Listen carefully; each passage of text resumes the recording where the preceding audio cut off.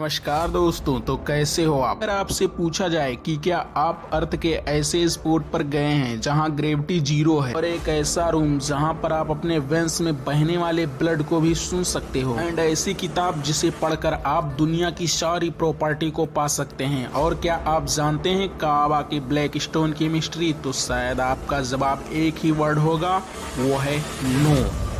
लेकिन आज हम ऐसे ही मिस्ट्रियस और अमेजिंग फैक्ट के बारे में जानने वाले हैं। उससे पहले आप मिस्टर इंडिया फैक्टों को सब्सक्राइब और फॉलो कर लें, नहीं तो कहीं आप ऐसे ही वीडियो से मिस ना हो जाएं। फैक्ट नंबर 1, नीलावंती ग्रंथ। अगर आपको ऐसी बुक को दे दिया जाए जिसमें इस पूरे अर्थ पर छुपे हुए प्रॉपर्टी को बताया गया हो, तो क्या आप ऐसी बुक को लेने से मना करेंगे? शायद नहीं, लेकिन आपको इस बुक को लेना और पढ़ना महंगा पड़ सकता है। दोस्तों हम बात कर रहे हैं नीलावंती ग्रंथ की, जो एक कृष्ण ट्रेटिस है। कहा जाता है कि यह एक ग्रंथ यक्षिणी द्वारा लिखी गई थी। स्टोरी कुछ इस तरह की है कि यह यक्षिणी किसी कारणवश इस धरती पर आ गई थी। उसी ने इस ग्रंथ को लिखा था और उसने ये श्राप दिया था कि जो भी ह्यूमन यह बुक पढ़ेगा उसकी या तो डेथ हो जाएगी या फिर वह पागल हो जाएगा। और सबसे अनबिलीव्ड फैक्ट तो ये है कि ये बुक जिस स्क्रिप्ट में लिखी गई है उसे आज तक कोई समझ ही नहीं पाया। इन सारे कंट्रोवर्सी के चलते इंडियन गवर्नमेंट ने इस बुक को